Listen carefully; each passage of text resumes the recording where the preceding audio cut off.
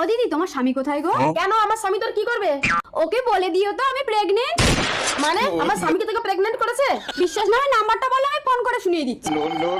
Hello hello, আমি মল্লিকা বলছি। Darling বলো। কি গো শুনছো? আমি না প্রেগনেন্ট। কি বলো মল্লিকা, আমি তো সবসময় প্রোটেক্ট ব্যবহার করি। আচ্ছা ঠিক আছে মল্লিকা, আমি অফিস থেকে ফেরার পথে তোমার সঙ্গে দেখা করে যাবো।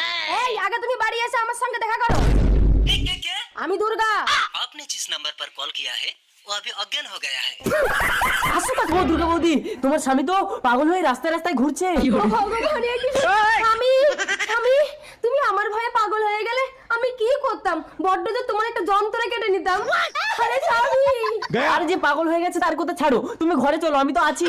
মল্লিকা, মল্লিকা, তাড়াতাড়ি জামা প্যান্টটাও। পাগলের বাহানা করে চিরকালের জন্য বউয়ের কাছে দিয়ে বিদায় নিয়ে চলে এসেছি। এবার থেকে অল টাইম শুধু তোমার কাছেই থাকবো। আরে সব ছাড়ো, তুমি চলো। দুর্গা তুমি তুমি কি ভেবেছো তুমি একটা ছুরিকে ধরতে পারলে আমি একটা ছড়াকে ধরতে পারবো না?